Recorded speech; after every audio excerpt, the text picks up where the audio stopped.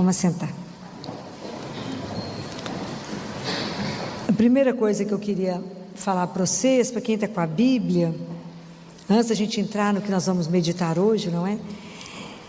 No domingo, a primeira leitura de domingo, que foi livro da primeira leitura dos Reis, é uma oração antiga, todo mundo conhece, que é a conversa de Salomão com Deus. Imagina, Salomão era filho de Davi, ele tinha mais ou menos 17 anos e herdou ser rei de todo o povo de Israel.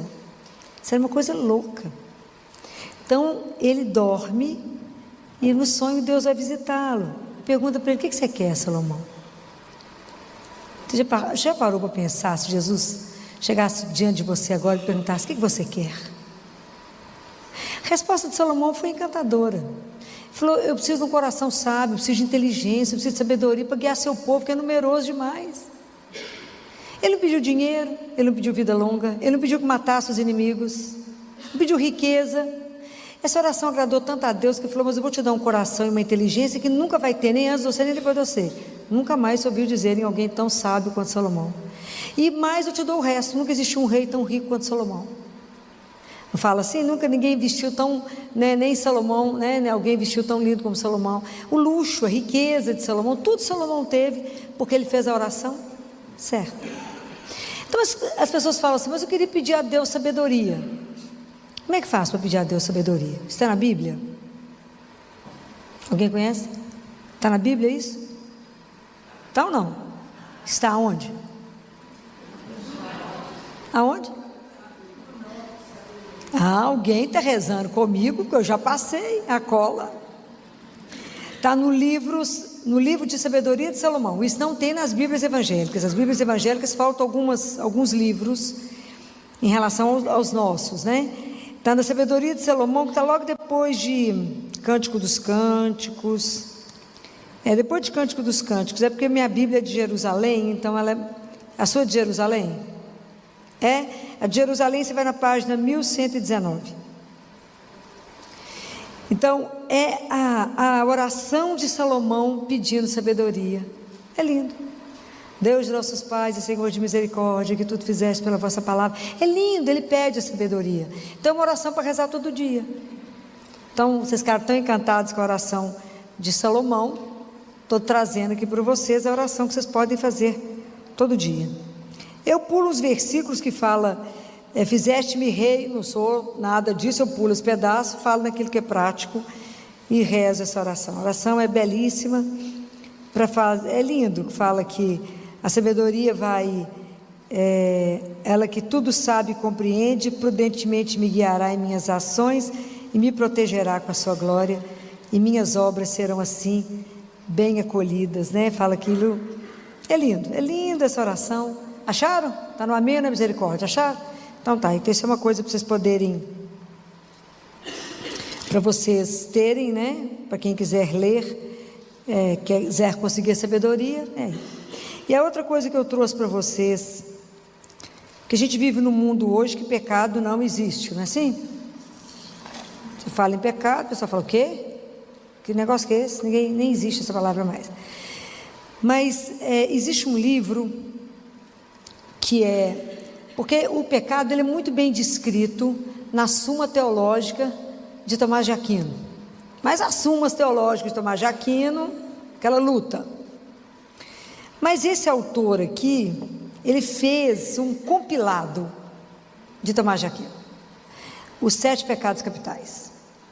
E aqui ele explica quem são as filhas do pecado, a mãe e o pai do pecado, a luta. Vocês vão cair duro, comentar das coisas, vocês vão ler. Mas é importante que você precisa ler. Ele fala desde São Gregório Magno. Vocês vão descobrir que Gregório, antes de ele ser papa, ele foi prefeito de Roma. Olha que legal. Está bacana, de um pai muito rico. Por que ele virou Magno? Por que ele é um Papa Magno? A gente não sabe de nada, né? Fala São Gregório Magno, não sabe nem o que está falando, né? Bom para estudar. Então, vocês vão gostar de ler, porque é tudo muito explicado, porque a lista de São Gregório, dos pecados, que era Papa, de São Tomás, e eles vão explicando, ele explica, capítulo por capítulo. Então a gente precisa ler, precisa ter conhecimento para poder ensinar, para aprender, para viver bem e para ajudar os irmãos que não leem nada. Não é assim? Porque tem uma turma que não lê nada, né? Então a gente precisa ajudar uns aos outros. Então esse livro, a Paty tirou foto, né, Paty? Você põe na internet, né? Para o pessoal. E, então, porque é tudo baseado em São Tomás de Aquino. Se não fosse tão sério, eu não passaria para vocês, tá bom? E o outro livro, que é São Francisco de Sales, um grande santo. E esse livro aqui chama Filoteia. O que significa Filoteia? Filoteia é a alma que ama a Deus. Então no livro ele descreve assim: Filoteia, faz isso assim, assim. Quer dizer, alma que ama a Deus, faça isso. Esse livro não foi escrito para padre, foi escrito para leigo. Esse livro é para nós, para nos ensinar a caminhar. Fácil demais. Facílimo livro. Mas a gente tem que caminhar, ok? A nossa caminhada espiritual não é uma brincadeira. Então você tem que começar a levar a vida mais a sério, ok? Então esse livro é um livro bacana. É um livro assim para você ler, reler, ler, reler. Esses livros densos, né? A gente não consegue pegar e ler de ponta a ponta. Você lê um pedaço, vai meditar uns dias, depois lê outro pedaço, medita tudo, é assim. Como é que é? É muita informação. Isso, principalmente porque a gente não tem treino, né? Porque tudo que eu estou trazendo aqui para vocês é uma outra linguagem, é abrir um outro universo, é essa consciência que a gente precisa desabrochar em nós, né? Então eu tenho que colocar vocês a caminho, né? À medida que eu vou caminhando, eu vou empurrando vocês também. Vamos embora, né? Vou andando, porque, né? Tem que pôr vocês para ler. E nada assim, só gente boa, porque Tomás de Aquino, São Francisco de Sales, é só gente de peso, só gente de muito peso. São Tomás de Aquino, eles acham que ele pegou a inteligência de todos os padres do deserto junto, que é uma coisa surreal. E depois que ele escreveu toda a Suma Teológica, eu tenho toda a coleção dele lá em casa, e queria queimar, porque achou que não valia de nada. Quantos séculos, 6, nós estamos pelejando até hoje para entender Tomás de Aquino. É uma turma bem inteligente, né? Então esses livros, é livro para se ter, não precisa ter pressa, né? Então você imagina que tem um capítulo aqui que ele fala só sobre a Santa Missa, como é que a gente deve ouvir a missa. Falei para nós, tá? Vamos ler. E aí hoje quero fazer uma reflexão com vocês de Mateus, capítulo 13, versículo 44 e 45. O reino dos céus é semelhante ao tesouro escondido no campo. Um homem acha e torna a esconder, e na sua alegria vai, vende tudo que possui e compra aquele campo. O reino dos céus é ainda semelhante ao negociante que anda em busca de pérolas finas. Ao achar uma pérola de grande valor, vai, vende tudo que possui e a compra. Palavra da salvação. Aproveitar que a gente é pouquinha gente, né? Quando a gente escuta, vocês escutaram, vocês foram à missa, tenho certeza. Quando vocês escutam isso, o reino de Deus é semelhante a um tesouro escondido no campo. O homem acha o tesouro, então está errado, porque ele acha o tesouro e esconde de novo. Você fazer isso? Você fazer isso? E? O que é esse tesouro? E o que é essa pérola? Vocês escutaram isso, foram para casa do mesmo jeito que entraram na igreja ou pensaram no assunto? De verdade. De verdade. Se a palavra de Deus não entrar no meu coração e não fizer disso vida, serviu para quê? Para nada.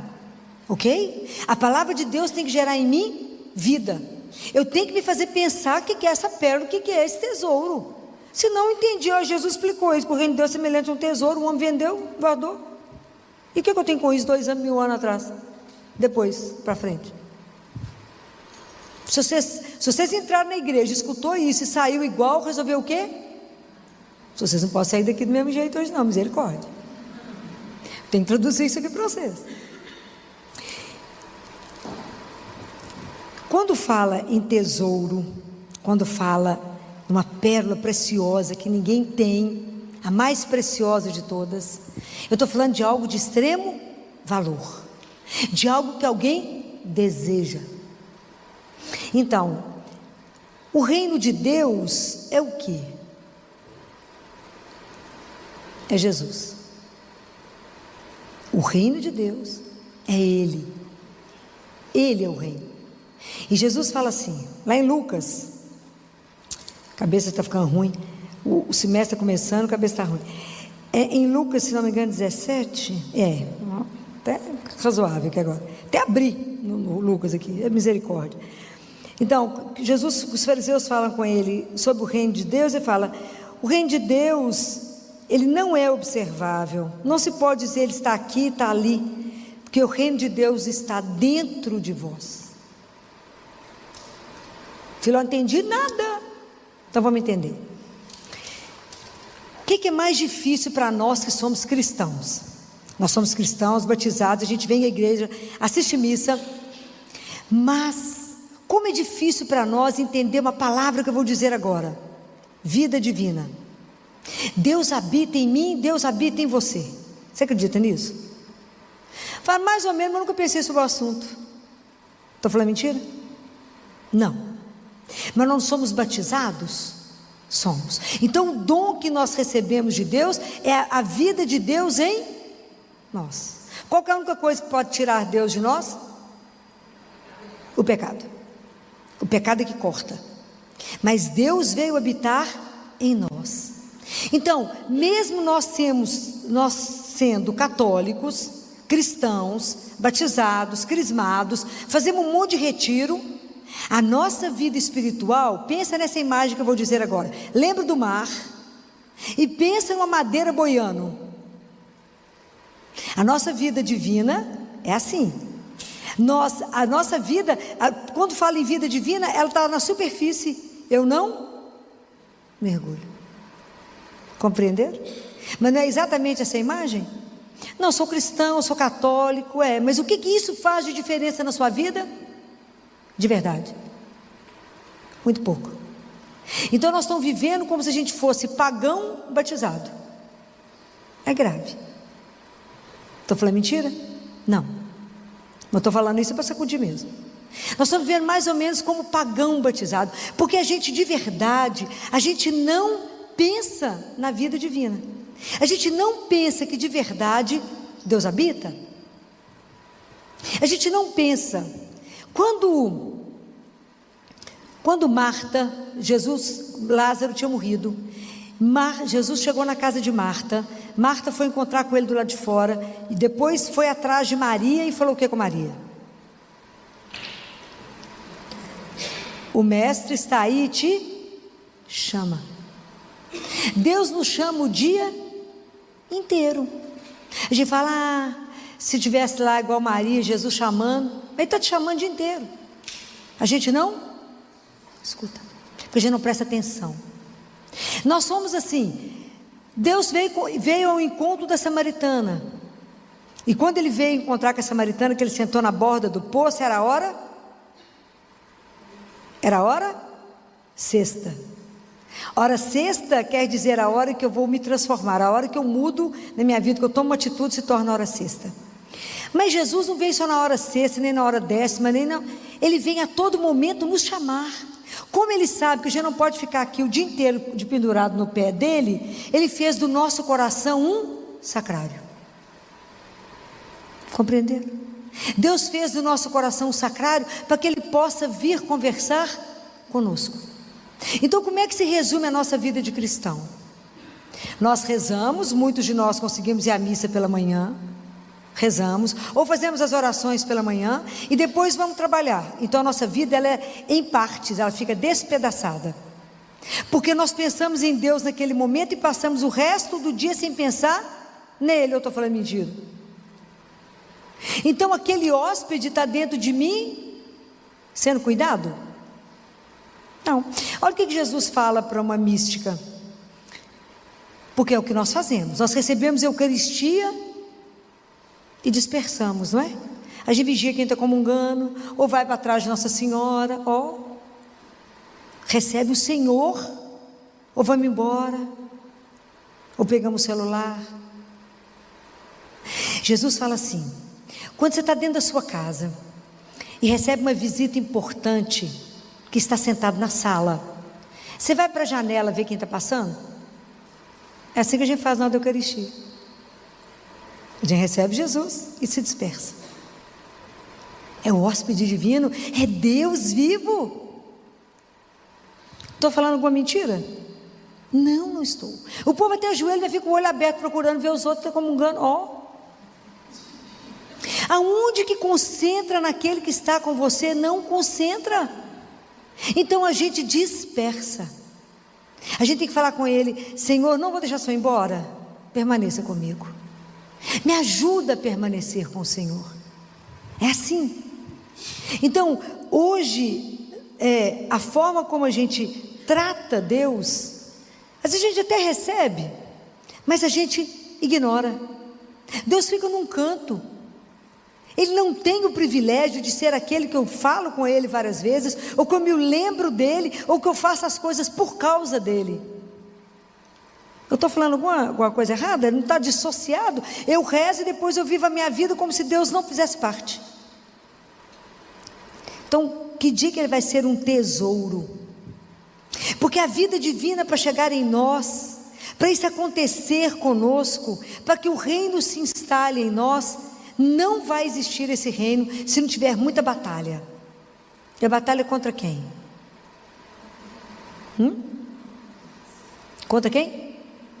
Contra você mesmo, contra o nosso ego. São Francisco de Sales falou que depois que a gente morrer, o ego, o amor próprio, demora mais meia hora para morrer. Está falando mentira, gente? Tudo é eu, tanto de ego inflado. Demora mais meia hora. Você morre, o seu amor próprio demora uma meia hora, depois vai.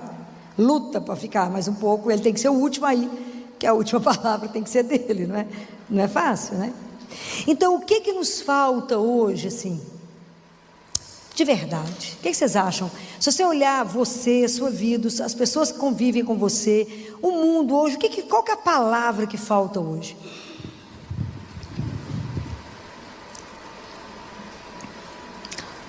É o recolhimento. Porque para que essa vida divina, até que eu tome consciência, encontre esse tesouro e vou com alegria. Como é que Jesus é terrível? O que ele fala na alegria? Sabe o que São Tomás de Aquino fala disso? Porque ele fala que a alegria é o primeiro efeito do amor e da entrega. Porque quando você ama, você descobrir Jesus profundamente e amá-lo, você se entrega. É o primeiro efeito do amor, né? A alegria, quando a gente está apaixonado, ficou retardado, rindo. Não é mais ou menos assim? Quando você imagina, quando você tiver, tomar consciência desse amor de Deus, é uma coisa louca na nossa vida. Então a primeira alegria é o primeiro efeito do amor. Por isso que a gente, ele vai com alegria e vende tudo que possui. O que você está precisando de vender, né, na sua vida, né? Então, nós para poder vencermos e termos a vida, esse tesouro dentro de nós, essa pedra preciosa, são 3 caminhos. O primeiro, eu tomar consciência de mim, eu mergulhar. O segundo é descobrir que sou eu e ele, e depois é só ele. Então vamos falar por etapa. Então, falei que nós somos igual uma tábua na superfície. Jesus sempre encontrou com pessoas que ele fez convites e hoje ele está fazendo para nós. Uma dessas pessoas famosas da Bíblia que Jesus falou foi Zaqueu. Desce, Zaqueu, desce, vai para a sua casa que hoje eu vou lá, vou te encontrar. Foi assim? Hoje eu quero estar na sua casa. Desce Zaqueu despencado daquela árvore. E o espaço que ele tinha que fazer era pequeno, que ele tinha que descer da árvore e chegar em casa. Muito bem. Zaqueu saiu de casa para ver Jesus, não foi? Nós saímos de casa muitas vezes não é para ver Jesus, é? Eu estou entediado, vou ver a rua, vou ver a moto meio sozinha, vou bater uma perna no shopping, eu vou fazer outra coisa, menos procurar aquele que já está dentro de mim, né? Então eu saio muitas vezes para ver o movimento da rua, para ver a rua, para ver um tanto de coisa, mas não para procurar. Zaqueu saiu para ver Jesus. E Jesus falou: desce, Zaqueu, entra na sua casa, ou luta. A gente acha que essa é a tarefa mais fácil. E falou: entrar dentro de mim é facinho. Mentira. Coitado do Zaqueu, para sair da árvore e chegar em casa, o tanto de gente que tentou segurar Zaqueu. Zaqueu, você é aquele que ele falou com você? Tanta gente tentou segurar, entreter, reter, distrair Zaqueu. Quantas coisas na nossa vida nos distraem. Por que é tão difícil entrar? Porque eu vou descobrir que tem tanta coisa que me impede. O tanto de coisa que eu vou descobrir que habita em mim. É tão interessante isso que a gente lembra quando José foi procurar um lugar para Jesus nascer. Bateu na porta da hospedaria e não tinha lugar na hospedaria, não é assim? A nossa alma, gente, é igual um albergue. Habita tanta coisa, é tanta gente que frequenta a nossa alma e não tem lugar para Deus. Falei mentira? Não. Não há lugar para Ele. A gente descobre que tem tanto ídolo, tem tanta gente que habita, que Ele também habita num canto abandonado. De vez em quando eu lembro que Deus existe. E isso é espetacular, porque Ele faz uma queixa lindíssima que eu fiz questão de anotar, para dessas almas abençoadas que Ele resolve conversar. E isso é de chorar, porque Ele faz uma queixa. Ele faz assim: quis ser teu hóspede, mas não me abriste a porta, não quisestes me receber. Tive fome e não me destes de comer. Estava em ti, por não te recolheres, não me recolheste. Tinha fome de me dar a ti. Tinha este desejo que não variou desde a noite de quinta-feira santa, de comer a Páscoa perpetuamente contigo, e tu não correspondestes ao meu desejo. Tu não te importastes com a minha fome, não me convidastes à tua mesa. Fome de quê que Jesus tem? De quê? Do seu amor. É fome do seu amor. Tinha sede deste amor que te via desperdiçar pelas criaturas, por tantas criaturas desprezíveis, por vezes até indignas, em todo caso 1000 vezes menos belas que eu.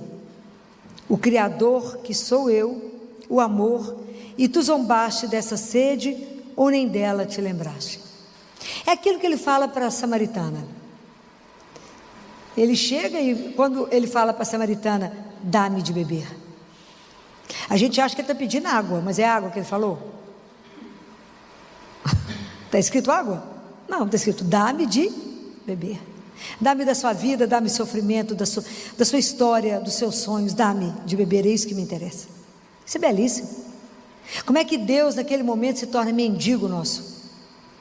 Porque a única pessoa na Bíblia que assenta e pede é o mendigo.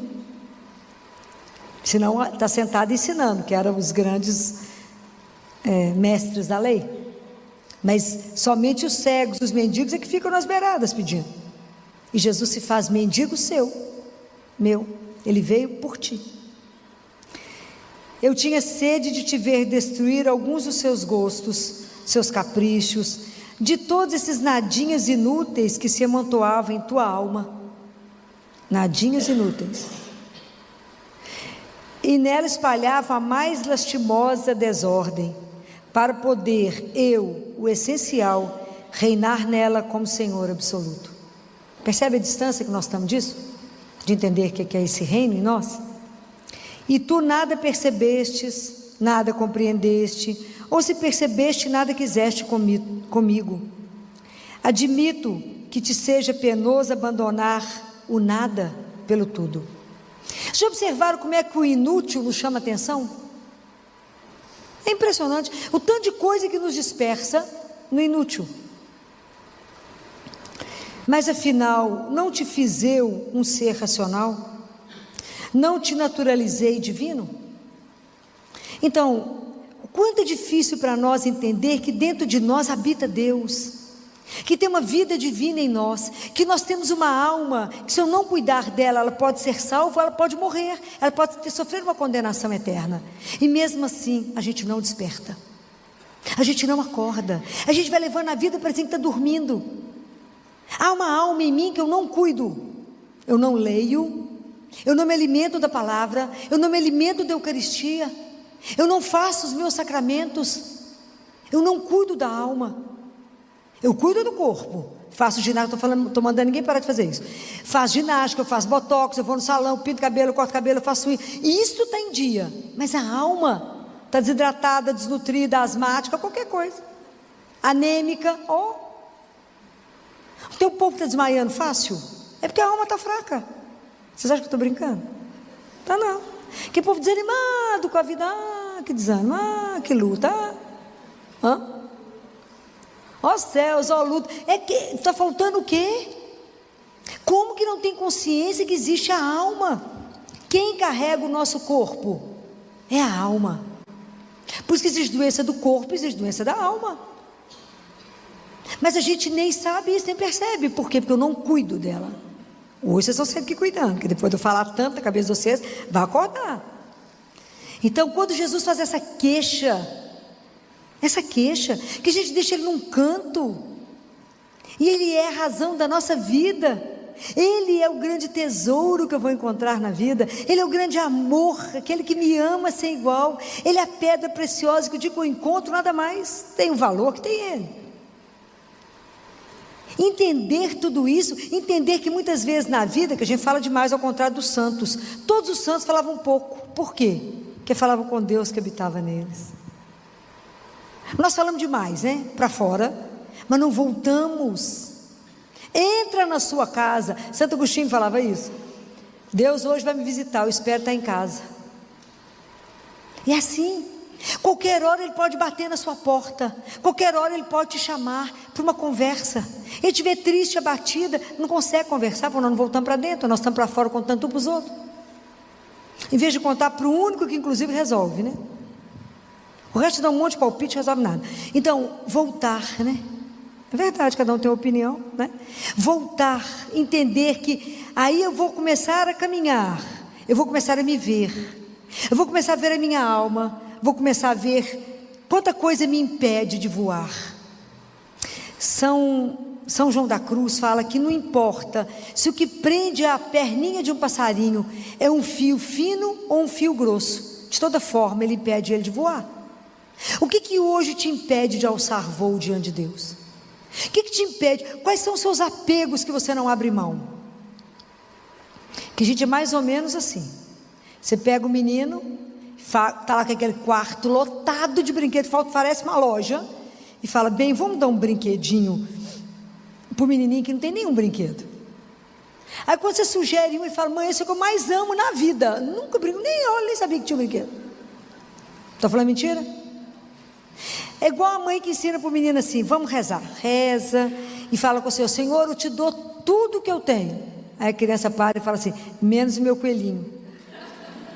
Então, o que nós estamos apegados? O que nos falta abrir mão? Tem coisas que a gente é preso, e a gente precisa aprender a não ter apego. Não é não amar as pessoas, não é isso não, é não fazer com que aquilo seja a razão da sua vida. Qual que é a razão da nossa vida? Tem que ser Jesus. Está vendo como é que a nossa caminhada espiritual demora a começar? Porque às vezes eu ponho minha felicidade nas coisas ou na pessoa. Fala, gente, se aquele moço não vou ser feliz nunca. Ou ilusão. Ilusão. Sem aquele carro, você olha para o carro e fala, engraçado, eu achava que ele era melhor. Compra aquele sapato na loja e fala, como que eu vivi sem esse sapato até hoje? Compra um sapato engraçado, na loja ele é mais bonito, tinha mais luz em cima dele. É tanta culpa nos iludir, até a gente sair da vida da ilusão para entrar na vida real, é um chão. Então eu descubro que Deus habita em mim, que eu tenho uma vida divina para cultivar, que tem um Deus que eu posso conversar, tem um Deus que me ama, que habita aqui. E aí eu tenho que prestar atenção que Ele caminha comigo, e que tudo que eu penso, tudo que eu sinto, tudo que eu faço, Ele acompanha. Não é como um juiz, não é isso. É como alguém que me ama, que não tem um pensamento seu que ele não conhece, não tem um sentimento que entrou nesse corpo que ele não conhece, mas que ele está ali para te amparar, para te acolher. Ele sim é aquele que você pode conversar. Ele sim é aquele que eu posso me voltar. Vai ler o castelo lá de Teresa de Ávila. Ela fez esse caminho que eu estou tentando ensinar. Claro que o caminho é mais dividido. Só estou falando 3 etapas aqui. É só para a gente tomar consciência desse tesouro, dessa pérola.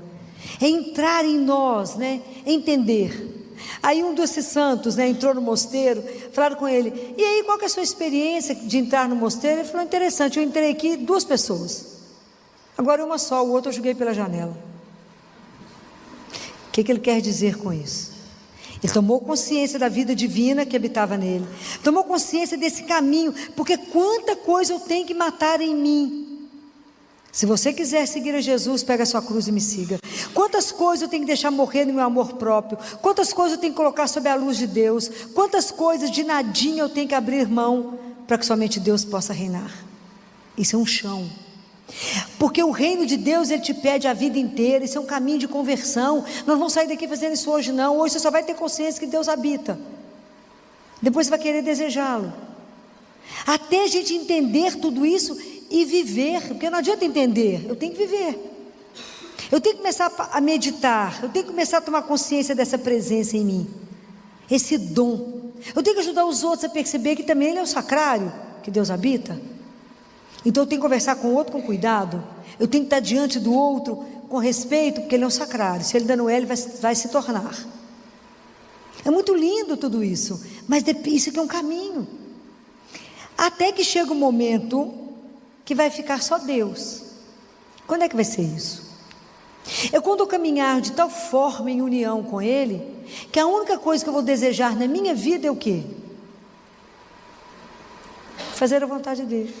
A minha vontade e a dEle já é igual. O que Jesus falava do Pai? Eu vim fazer a vontade daquele que me enviou. A única coisa que você almeja é Ele. Nós somos o paraíso de Deus, mas Deus ainda não é o nosso paraíso. Nossa Senhora era o paraíso dele, e Ele era o paraíso dela. Já imaginou quando o dia que a gente aprender a se deliciar com a presença de Deus em nós? Que chão, hein, gente? Que chão, que chão. O quanto que tudo nos põe para fora, o tanto que tudo nos distrai, o tanto que a gente consegue ficar aborrecido, chateado com o tanto de nada que vai passar e perde aquilo que é essencial. O quanto que as coisas do nosso lado nos trazem, tem o poder de nos destruir, e quanto que aquele que te põe de pé está negligenciado. O dia que eu descobri esse tesouro, é claro que nós não vamos ser igual esse homem da pérola que vende tudo que tem. Nós somos pai e mãe de família, tem casa, tem menino para cuidar. Para cada um Deus tem um chamado. Vai ter esses franciscanos para isso. Mas nós podemos viver isso? Podemos.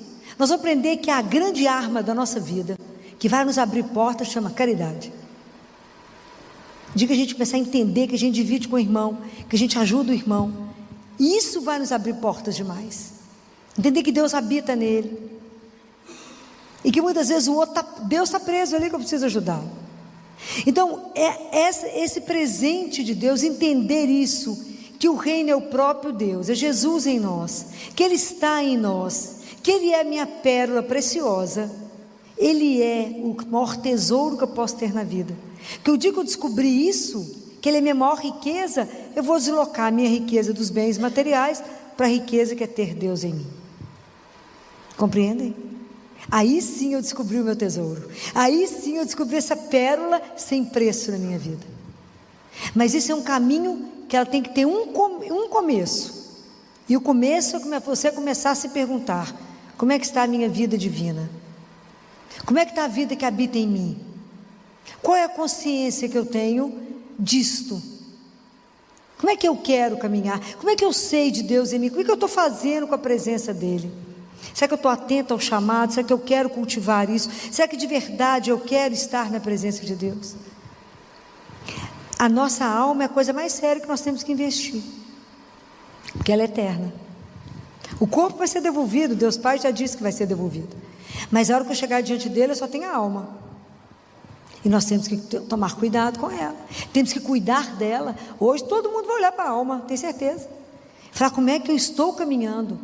Porque é preciso que a gente descubra isso para que eu possa despertar o meu irmão que está aquela tábua navegando lá em cima do mar, sem saber que ele pode mergulhar nele mesmo.